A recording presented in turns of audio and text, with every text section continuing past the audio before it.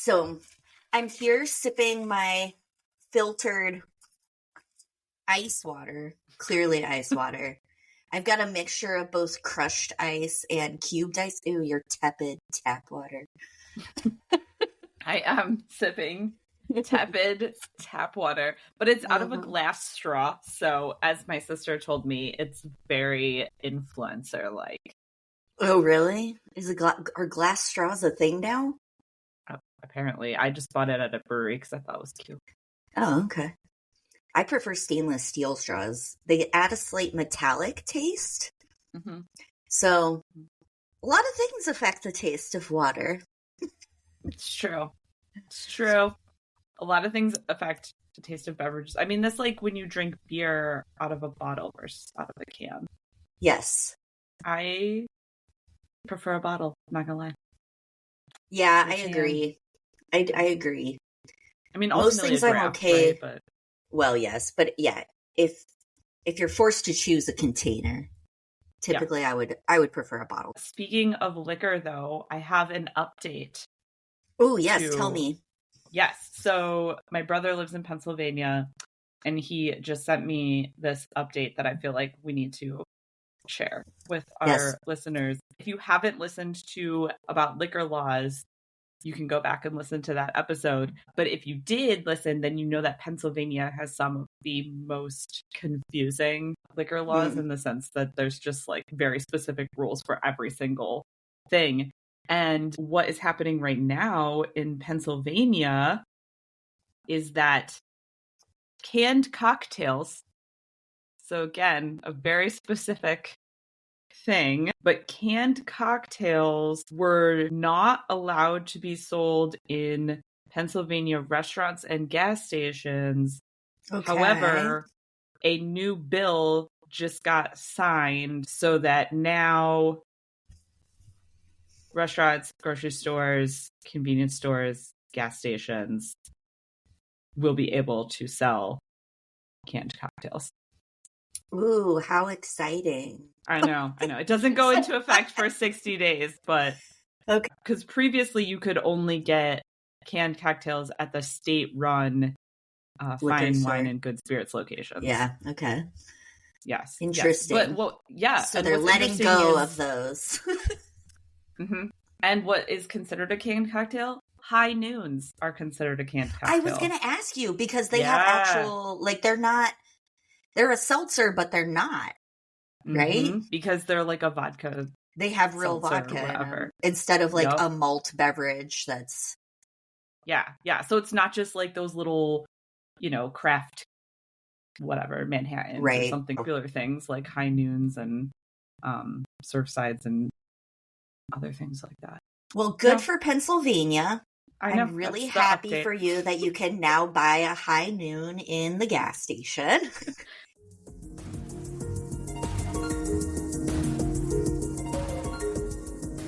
Hi, I'm Katie. And I'm Emily. We're two long-distance best friends with a passion for learning about all the things that make everyday life interesting. We'll share our findings with you on researching the obvious. So I know we already did a beverage episode about liquor, but now we're going to do another beverage episode about water. Which is, I learned, the most popular beverage in the United States. So I don't know what popular means. I mean, like, everybody kind of has to drink water, right? So yeah, it's just also the most widely sold, right? Like, yes, right. In general, well, yeah, and I guess bottled waters, yes. Yeah. We're talking about bottled water specifically, is a popular beverage in the U.S. Yes. I will say, though, I feel like kids these days walk around with their giant water bottles and, constantly drinking water. And I feel that when I was a child in the 90s, no one drank water. No, we did not. And do you know what we did? I mean, we drank water via Kool-Aid. Correct. Or via Crystal Light. Iced tea. Yes, iced tea. And Nalgene, like reusable bottles, did gain some traction. That was like college. That was more like, I was going to say mid-2000s for that, or like early 2000s for that. But before that, no way. There's no way I carried a water bottle around or like tried to drink water or like thought that it was important. Not a beverage that I drank as a child. Yeah, no, me either. It's Lots of milk, though. Oh, yeah. Yep. Maybe we need to do an episode on milk as well. So that's something we've talked about. It's the most adult beverage, water. It is. Yes. How do you know you're an adult? When you drink water exclusively. Yeah. Anyway, now that I'm older and hopefully wiser, I drink more water.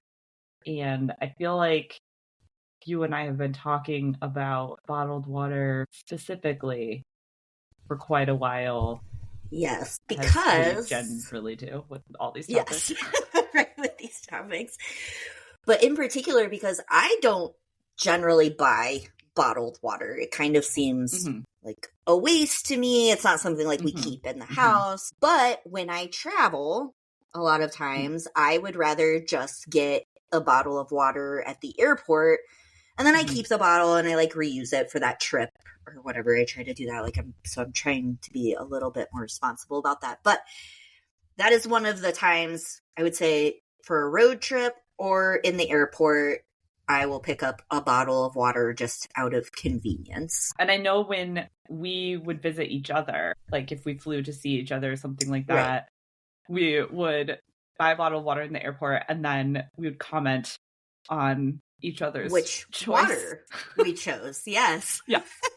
What is your choice? I was going to say, because I have specific water, like if I'm going to buy a bottle of water, which doesn't frequently happen, either it's carbonated water, which is a whole other situation, because I prefer the fizzy. Yes. But if I'm just buying a plain bottle of water in an airport or something, I usually go for Fiji. I'm just bougie like that. Me too. That's my favorite as well. And I always like cringe at the price. And I'm always like, oh my God, like I'm going to be that person carrying a Fiji bottle through the airport. But it tastes superior. I swear. Yeah.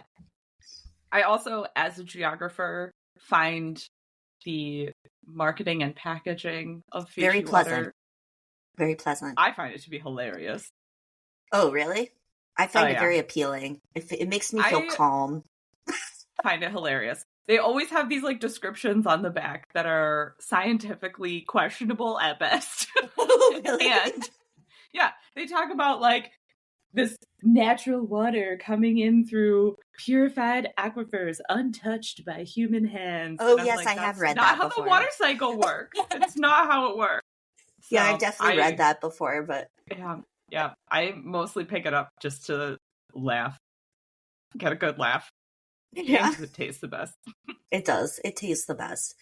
But then also, there have definitely been a few times where if I'm feeling like I need to be more economically responsible, then my next choice would be Ice Mountain. And I do remember telling you this because I was just like, oh yeah, Ice Mountain's also good because it's also spring water, but it's just cheaper. And you were like, we don't have Ice Mountain. I'm like, what do you mean? Like that? Yeah. Doesn't, like, that's the bottled water that everyone has, right? And I think it might have been when I was visiting you or something, but you had Deer Park water, perhaps, or something like that. And I'm like, the bottle looks exactly the same. Why is it called something different? And that is when we discovered that Nestle, well, not anymore, but at the time, Nestle owned multiple brands of water bottled in different areas of the United States, and then they just slap a different label on it for those different regions, which I thought was fascinating. Yeah, we went down this whole rabbit hole about how there's regional variants of bottled water. We will get into why that is a little bit later in the discussion, because they're not actually the same water. Correct. Despite all being owned by Nestle. But yeah, and we have a good map too to show you. Yes.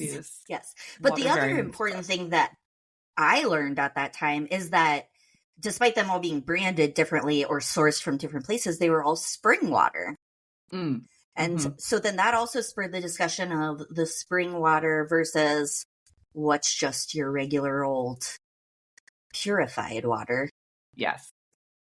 A big distinction, actually. Yeah. I wanted to know the distinction of that. And so I found a website from University of Nebraska, Lincoln. They have a big water resource center, largely because they're a farming state, and so a lot of people are digging their own wells and things to provide water, and so they want to make sure that their cooperative extension has resources for people to have safe water. But on that website, they explain the difference between tap water, purified water, and spring water. And so obviously tap water is the water that's gonna, in the United States, come out of your faucet. It's being supplied by your municipality. Tax dollars go into supplying that water for you, and the government is regulating the safety and purification of that water. It's going through lots of filtering and stuff like that to make sure that it's clean when it's coming into your home. Bottled water is usually either purified water or spring water. Purified water is filtered water. So it's just water. The same. Municipal sources. Yep. Water from a reservoir, from filtered. Some sort of water tank source that's being purified. And maybe the company that's selling it is purifying it a little bit more, or removing different things. Or they're purifying it using a different method. Instead of a charcoal filter, maybe they're doing a distillation or reverse osmosis or something like that. Exactly. But it's coming from a water source that is on the surface of the earth. So a lake, a river, a reservoir, something like that that's on the surface of the earth. Spring water is water that's coming from underneath the earth. So it's coming from a groundwater source.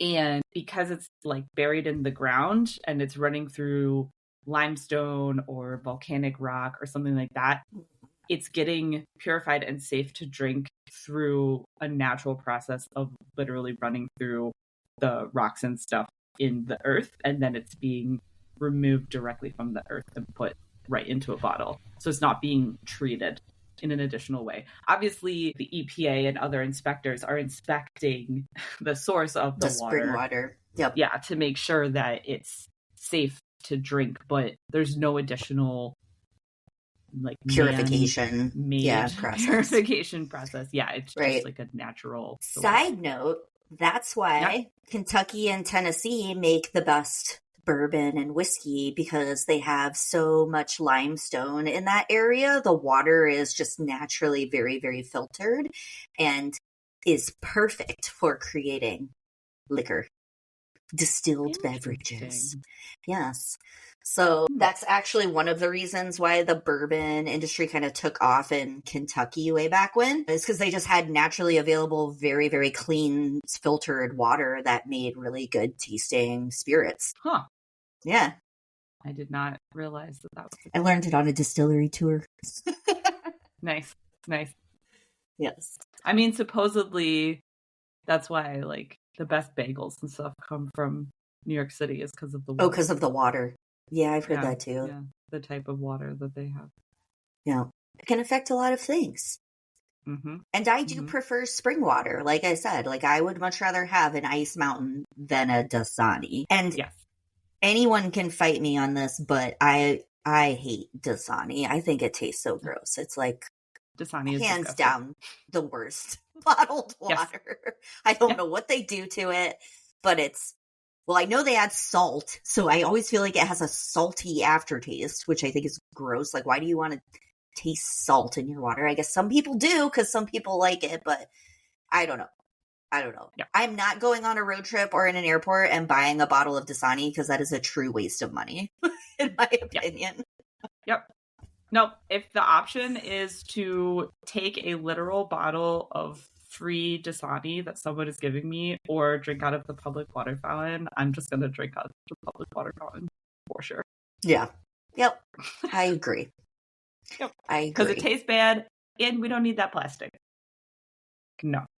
Yeah. Especially because it's literally just purified water. It's not really much different from what's coming out of your tap. So there's these different types of water. There's your tap water, there's your purified, filtered bottled water, and then there's your spring water that's also in a bottle. Why did we start bottling all of this water? Like, when did that happen? Yeah. How did we get to the age of Dasani? Really? Exactly. Okay. That's what I want to know. Like, who was sitting around being like, hey, let's just take tap water and bottle it and sell it? How did this whole industry even start? I read a brief history of bottled water, an article on The Kitchen, which is one of my favorite cooking websites, and I'll link that. But I was shocked to learn that bottled water has actually been around since the 1600s. They started bottling spring water, obviously glass bottles too, not plastic bottles. But they started bottling natural spring waters and then kind of believed that it had therapeutic and health benefits. And so that was like the draw to originally start buying that. That's the earliest kind of record of also in the 1600s, it was hard to find potable water. Like safe potable water too, right? Yes. Like a lot of times water would be contaminated. And so if you lived near one of these natural springs where the water is coming out of the earth naturally filtered and purified, right, you could get that safe source, but not everyone lived near these springs. So I didn't realize it was that old in the 1600s, but it makes sense that someone thought, hey, I want to be able to take this healthy water, because at the time it was definitely healthier than other waters, and have it with me in other places. The other thing I thought was kind of cool is some naturally occurring spring waters have fizziness in it.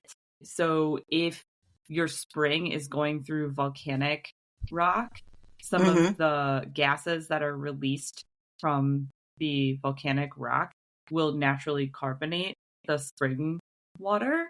So nature's carbonation. Yeah. So in 1783, this guy, Joseph Schweppes, which might sound familiar, he figured out a way to create bottled carbonated water to mimic the like naturally occurring fizzy mineral water that you would get from a spring. He started the Schweppes company to make artificial spring water, is what they called it originally, because it was like this carbonated water. I didn't realize it was that old, 1783.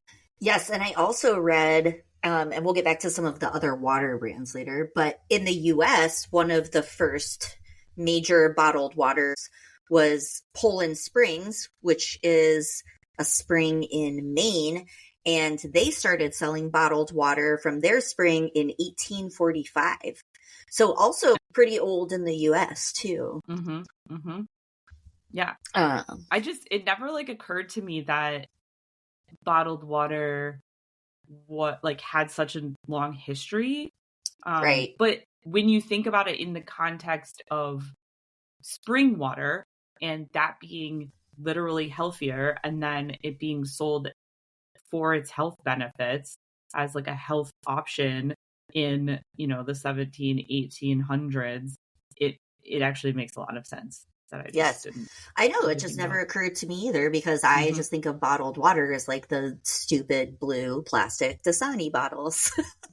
I even read that back in the 1800s, you could buy bottled water in like saloons, even would offer it as an option, because it was sort of that novelty a little bit to be able to get a spring water, right? Or like pharmacies sold it as like a health cure and things like that. Yeah, it's really interesting. Then bottled water declined, though. It was really popular in the 1800s, but then it declined because in the early 1900s, we developed technology that allowed for us to clean municipal water sources. And so starting in the early 1900s, municipal water became potable and clean and healthy. And so people were thinking, well, I don't need to buy this bottled water then anymore, because the water that's coming from my house or the local well or the local tap, whatever, is clean and fine to drink. So I don't have to spend my money buying water. And so bottled water became really more of like a status and luxury thing because you were importing it from a spring, because basically all bottled water at that time was the natural spring water that was seen to have this health benefit and things like that. And so people just really stopped buying bottled water. Some numbers that I think are interesting that we'll want to keep track of. In the 1970s in the US, only 350 million gallons of bottled water were sold. Right. So it sounds like a lot, but realistically, it's not. It was only about 1 gallon per person per year, right? So it's really not that much bottled water. And most of the bottled water that was being sold in the 1970s were those big 5-gallon jugs that you'd see in like an office water situation. Yep. In the 1970s, it was just 350 million gallons a year. And they were still using glass at that time too. So you might have some more expensive waters that were glass bottled. Okay, so 350 million gallons of bottled water in the 70s. Yes. Fast forward to 2013, over 10 billion gallons of water are now being sold in the US. Yeah. So basically from the 1970s, we went to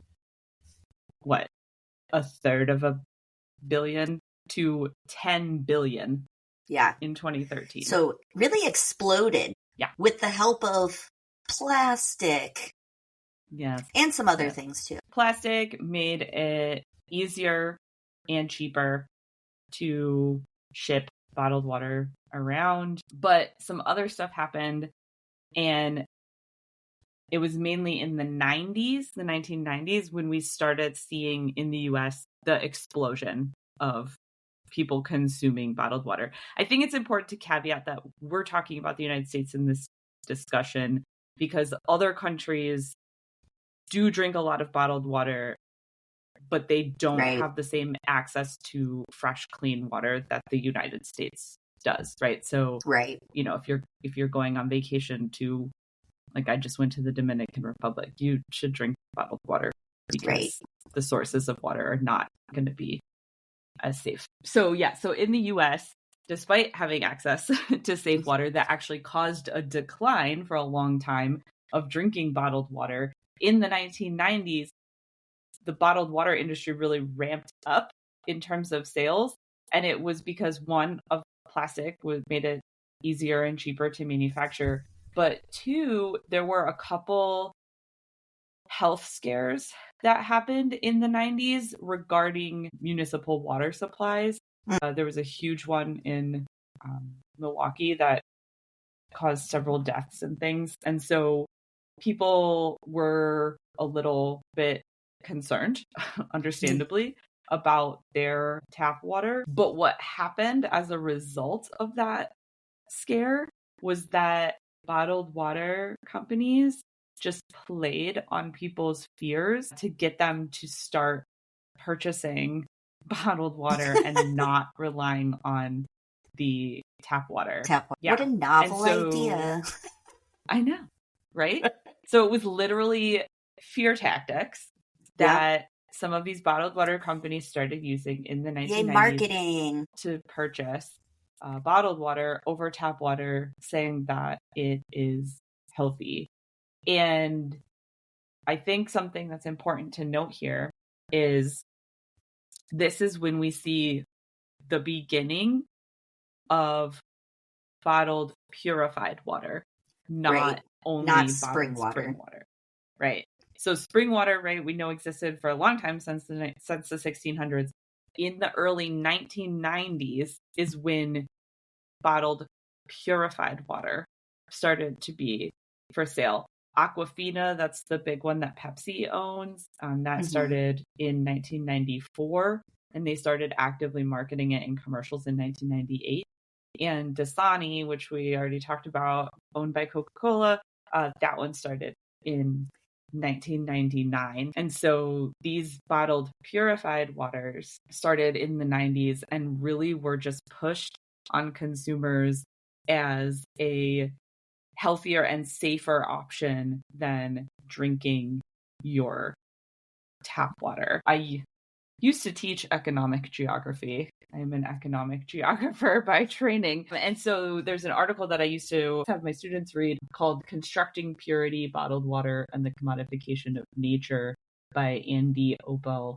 And he talks about this sort of dichotomy that exists where the US government is supplying water to your homes and setting the standards for what quality of water you can get in your house. And then industry is literally using that same water, putting it into bottles, and then making you afraid of that water that's coming out of your tap, which is the same water that they're using to then sell you out of a bottle. So you're literally paying for this water that's potable coming water to your house, as well as to these bottled water plants, then they're putting into a bottle and reselling back to you as a bargain too, because like the purified waters are the cheaper ones, so I feel like that's a lot of times why people might grab them. So I want to share this quote from that Opel article because I think it's a good quote. But he says, although the government supplies the water in some cases and sets the standards for the water in all cases, the industry uses public fears about public water while profiting from the protections they serve to undermine. The public investment in clean public water becomes a private resource for the bottlers. Yeah, that's funny. Like, what is that about? Yes, and I will admit, okay, so I live in Indianapolis. The water here is very hard. Okay, so it wreaks havoc on your pipes, your showers, and it doesn't taste great because it's hard. And so, like, water companies around here, like water purification systems are a big business, water softeners and things like that. And so we did end up buying like a reverse osmosis system to make our water taste better and to use for cooking and stuff. But I did not realize until we were doing this research that it's not that the water here is bad to drink. It just kind of tastes bad. Because when they come in to sell you these purification systems, they hit you with all of these, like, we can do a water test and tell you everything that's in your water and blah, blah, blah. And they give you this long list of like minerals and metals and blah, blah, blah. And they very much make it sound like it's bad to drink, right? They don't really come in saying like, well, of course your water's safe because there's, national regulations and state regulations that monitor the quality of your drinking water. They're just like, no, look at all this crap in your water. You need our purification system. And I kind of bought into that. I kind of thought our water was not good to drink. And it turns out it's just, it doesn't taste good. It's not, it's just not the greatest, but it's literally fine. And here I was thinking I'll be honest, I didn't realize that either. I didn't realize that we're being sold our own water back to us.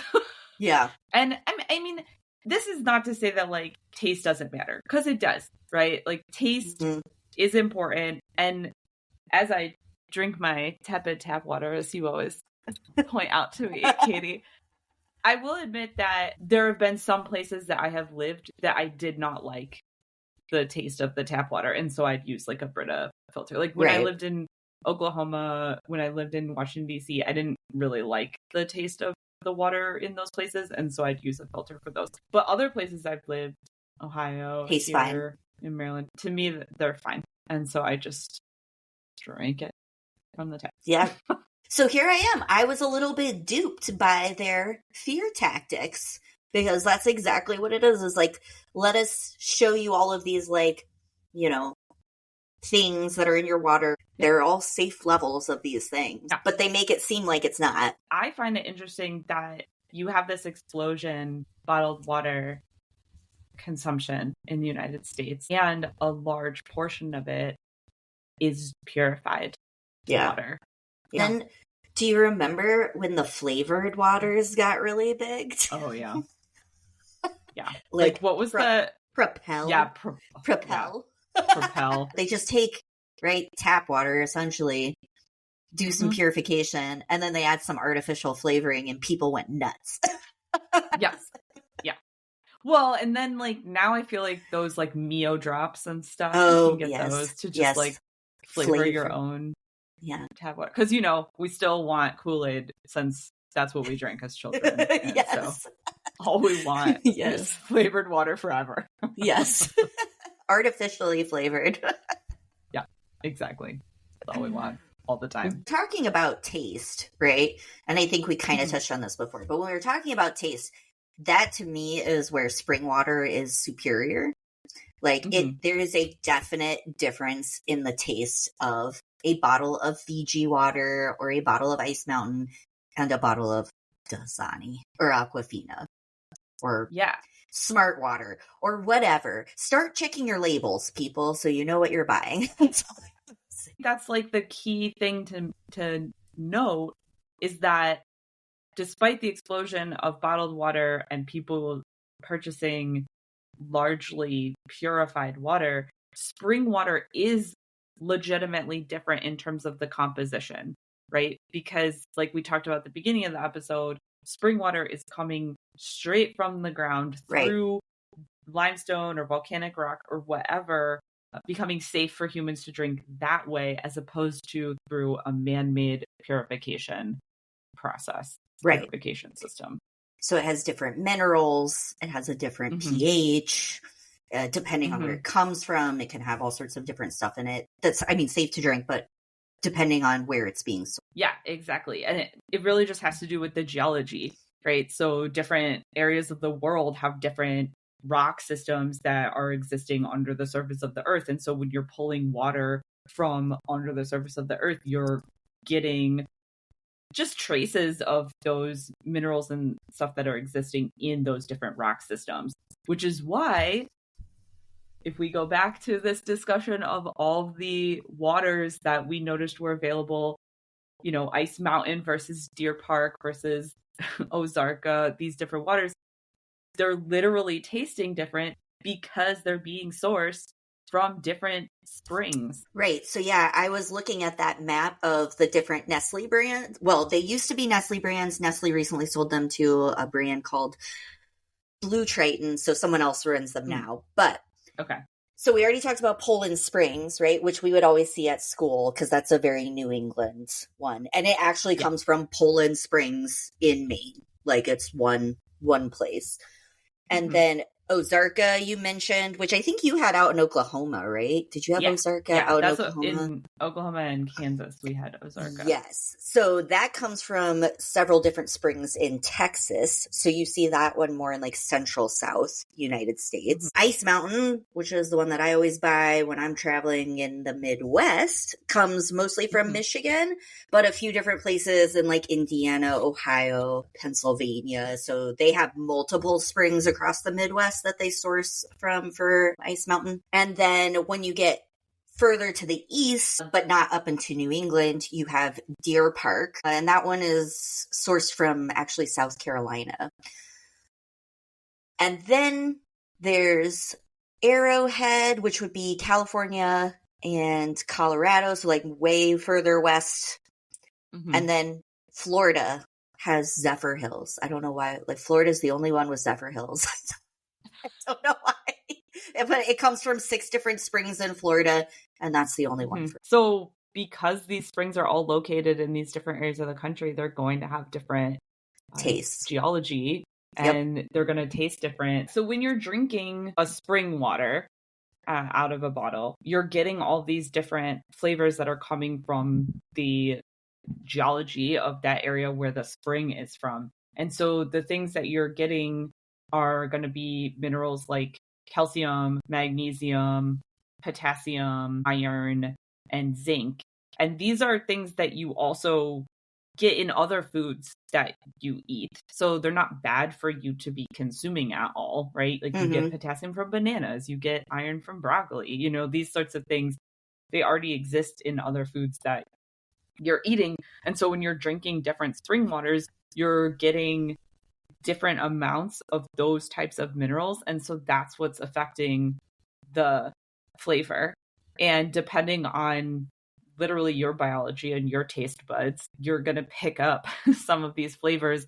And so they're going to taste sweeter or more bitter or more salty.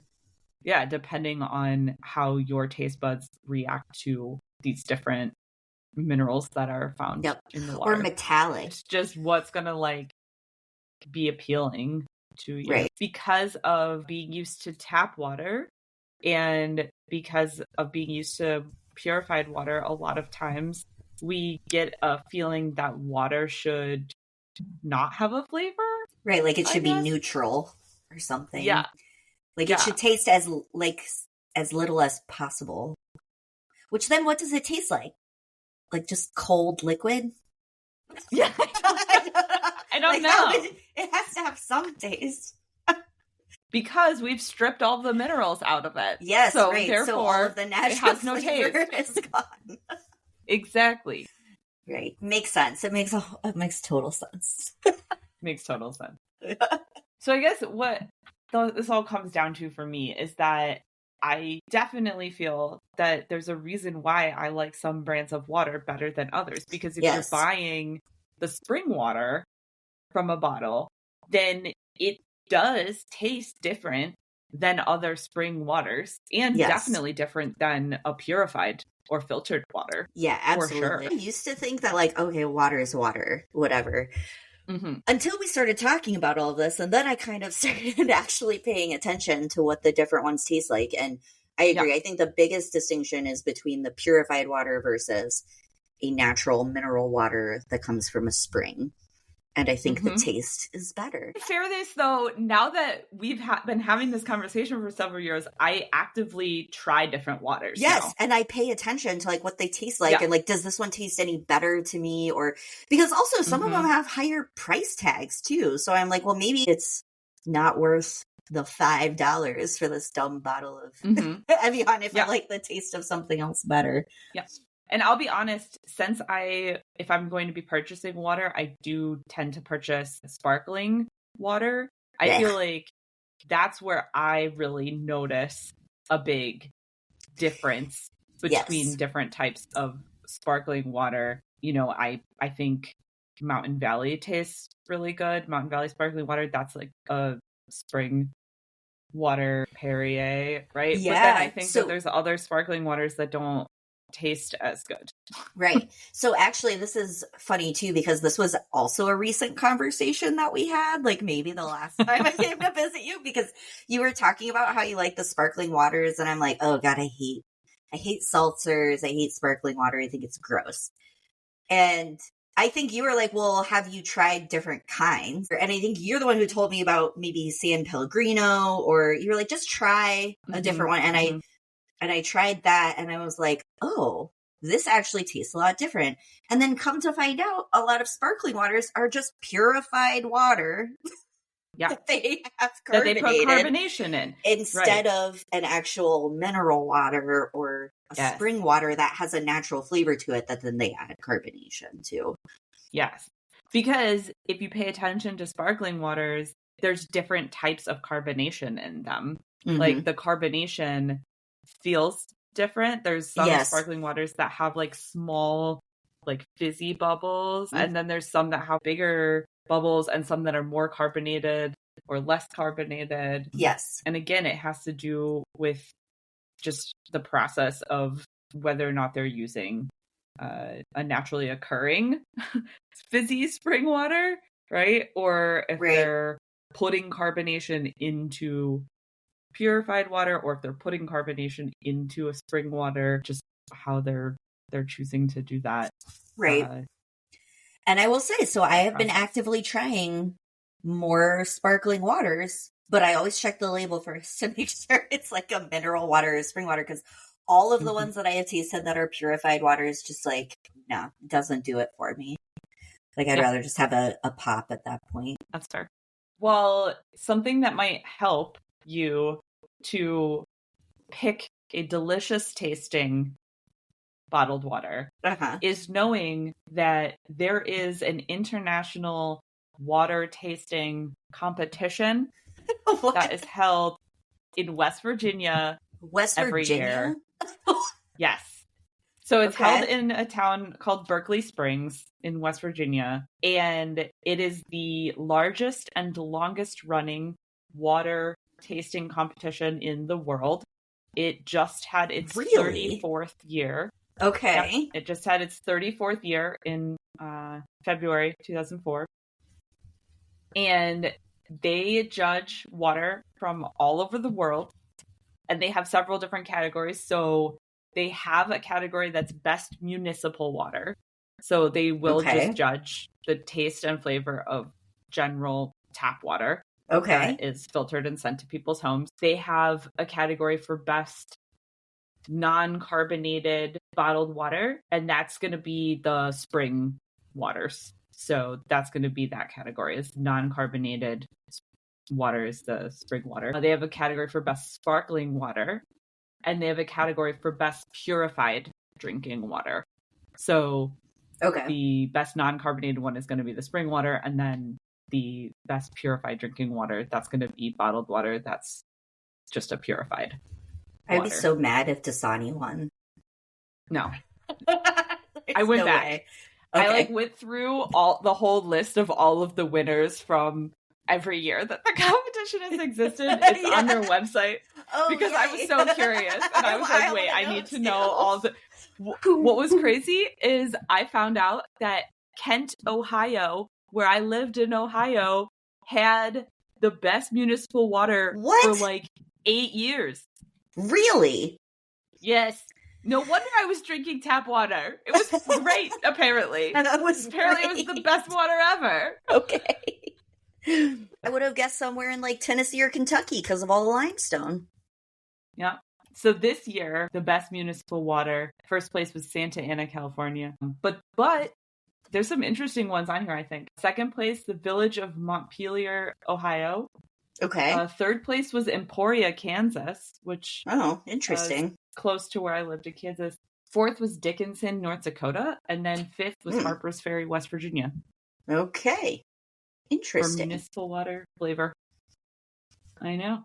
So, you think it might be, they were like, oh, California, but no, like there's some North Dakota, Kansas, West Virginia. I suppose the geologic profile must have something to do with that. Best non-carbonated water, these are spring waters. El Dorado, natural spring water from El Dorado Springs, Colorado. Okay. So that was like we said, Arrowhead is from Colorado. So let's see. Second place, Piney Plains natural spring water from Little Orleans, Maryland. Third place was from Australia, Peninsula Springs spring water from Doveton, Victoria, Australia. Okay. Fourth place was from Canada, New Brunswick, Yano water from New Brunswick, Canada. Fifth was from Greece, Sioni natural mineral water from Greece. Interesting. Okay. So these are like, they're definitely not ones that you've probably heard of. To be fair. Yeah, they're much more niche. Yeah. Or very specific. Like, do you think Dasani's entering the taste contest? That's a good question. I don't know. They're selling a lot of water. They don't need publicity. Yeah, they don't need the marketing. They apparently have lots of loyal followers, I guess. I don't know. Dasani's definitely not a sponsor, by the way. Hashtag not sponsored. Yeah. Since there's all this like conversation about different tastes of water and how all these waters can taste different depending on where they're coming from, there are now such a thing as water sommeliers. Oh, yes. Yes. I had no idea that we get, I mean, I guess it doesn't surprise me. We come up with this shit all the time, but like someone just like a wine sommelier who literally is just an expert at water tasting. Yeah. And so restaurants are creating curated water menus. Have you seen this? Yes, to go with like the meals, like to pair with the meal appropriately. They'll hire a water sommelier to create their water offering menu that has a whole list of different waters to pair with the food that's being offered in the restaurant. Yeah, I wonder if they come with ice. Probably not. I probably wouldn't like it. I probably wouldn't like any ice of them. Would probably ruin the integrity of the water, right? But, it's one of my biggest pet peeves, going to a freaking fancy restaurant and they bring out a bottle of water to your table and 2 glasses and no ice. I'm just like, this is I'd probably terrible. like it. Yeah. Sometimes I know you would. And apparently everybody else does because no one else complains about it except me. But I always get so annoyed. If it comes out chilled. Don't go to Europe. I know. That was also, I know. USA, ice. But no, sometimes it comes out chilled, but then it doesn't stay chilled for very long. And I don't know. But I agree. They probably do it because they're bringing you a fancy bottle of water and it tastes a certain way. And they don't want to put just regular old tap water ice cubes into your bougie water. Unless you're just buying a purified water, then it doesn't matter. It's the same water. Right. The ice and the bottled water. That's right. It is the same. So I also stumbled across in this water research, since we were talking about all of the different flavors and things, a product that they're selling now as well called Third Wave Water. And this is just the one I stumbled across. So I don't know if there are other brands as well, but they're selling packets of minerals to add to your water to improve the taste of your coffee specifically. So they have, I know, I kind of want to try this now. So now that I have my reverse osmosis water, I can just add minerals back into it. Just put back in the things that the filter took out. Yes, exactly. So, but yeah, so they have a dark roast, a light roast, and a medium roast profile. So they put different balances of minerals in them based on what they recommend for the type of coffee. And I mean, so this kind of surprised me, but I guess it shouldn't, because coffee can be very acidic and bitter and things like that. And so the type of water that you brew it in probably affects all of those tasting notes. I feel like a lot of times when you buy a coffee maker, right? We have a Ninja coffee maker. It'll say specifically, make sure you use purified water. Yes. And I'm sure that has to do with, like you were saying, sometimes harder water gunks up the system and stuff. But you're also using water that has had all of these minerals and other flavor agents removed from it.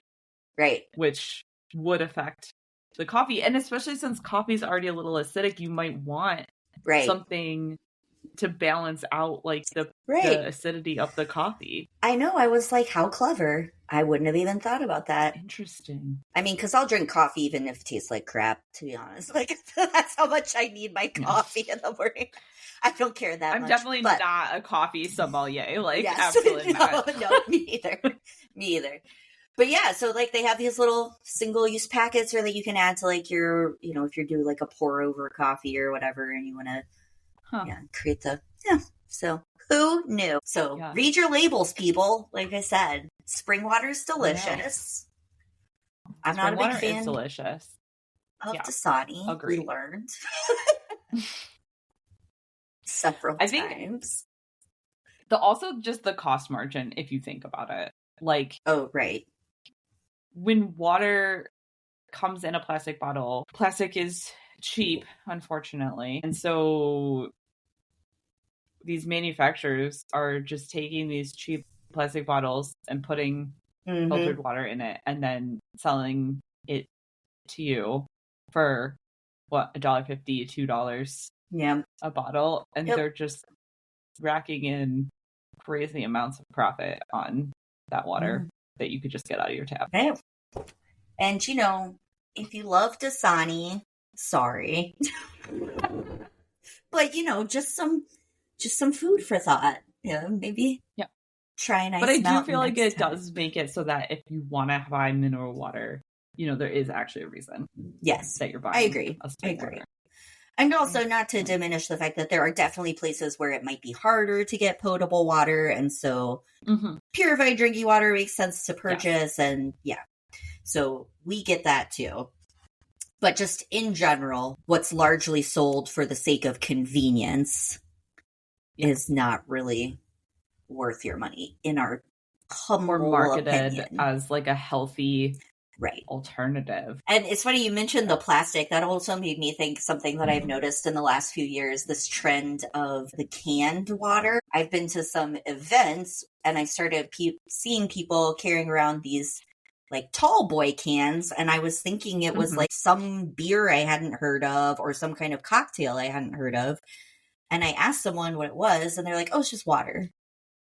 And I was like, oh, well, that is smart, right? So it's fascinating to me that the newest wave of marketing for a packaged water, because it's not technically bottled, but it's canned, right, is that they've taken it and put it in a can that kind of looks like an alcoholic beverage, or could be, but is more recyclable or more easy to like recycle, or can be made with recycled materials. And then they branded it in a way. So I'm talking about Liquid Death, if you haven't figured this out, but they branded it in like a humorous way with like kind of edgy artwork and things like this. And people freaking love it. Now, like I see them at concerts and stuff all the time. I've purchased them many times because it's, I don't know, one, a lot of times the bottled water that you get at an event venue sucks. Like it's just the purified crappy water. And at an event, you're not allowed to bring in your own bottle. Right. So then you're like pigeonholed into buying whatever water they offer. And I do think the Liquid Death tastes superior because it is spring water. It's not purified water. It does come. Now, they originally marketed it as coming from the Austrian Alps, but I just read that they have changed that because obviously I'm thinking it got pretty expensive and maybe not so efficient to ship a bunch of water over just to can it and sell it. But I think they started sourcing from like West Virginia or something like that instead for the U.S. market. Well, West Virginia has great. I know. When you said that, I was like, oh, I wonder if that's why they chose that location. Maybe they have maybe they went around and tasted all the waters and they were like, this is the one we'll sell. I don't know. I did also just buy, I was at Beer Garden and they had the sparkling liquid. Yeah, I like their sparkling one too. I just got one of those the other day. Yeah. So I was like, you know what? It's 95 degrees outside. Yeah. I should have some water. Right. Yes. Yep. So yeah, and I appreciate, I don't know, I also think it tastes a little better when it's in the can versus a plastic bottle. So even, I don't know if just like the metallic taste or something, I enjoy that. Glass bottle, superior taste. Yeah. Then can. Yeah. Then plastic at the bottom. Yep. Plastic just doesn't, stuff out of plastic doesn't taste good. Yeah, I agree. So, I think probably the most surprising thing to me is that I never really thought about the fact that when you're buying purified water, they're literally using the water that is available to you in that same area, but just doing some added purification. Like, I really didn't think about that. The water that you're paying for. Yeah. So I just think, like, it's one of those things that, like, on the surface, right, it's very easy to just, like, kind of go with the marketing, you know, or, like, whatever the label says, you know, this one has added electrolytes or blah, blah. But when it comes down to it, it's really just potable water that was already available to us in most places, right? Like I said, I know that there are places where it might be more difficult, but... in the U.S., we can caveat that. Yeah. I think for me, some of the stuff that stood out was just how the bottled water industry started as a spring water industry for health purposes. Right. And so it makes sense that we might continue to purchase a bottled spring water. Right. Because of that, like, mineral content that exists, which of course does add to the flavor. And you know, the sommelier thing I think is kind of funny, but I guess I get it. You know, like, as I talk about how they taste different to me. So I thought that was interesting to learn sort of that history. Yeah, something I also didn't really think about, like, that there was a time, that the spring water industry was so old and the purified water industry is so new in comparison. Yes. And then they all get lumped together as the same sort of bottled water industry, when realistically they have different functions and histories and purposes. And tastes. Most importantly, tastes.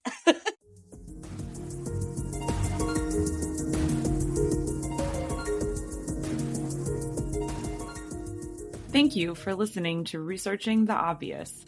To learn more fun facts about everything that we're researching, follow us on Instagram at Researching the Obvious Pod, all one word. You can also follow us on Spotify, Amazon Music, or wherever you get your podcasts. If you know someone that you think would enjoy listening to all of our findings, please feel free to share or give us a review. Researching the Obvious is written, produced, edited, and hosted by Emily Fekete and Katie Nakanishi. Tune in next time to hear more obvious facts.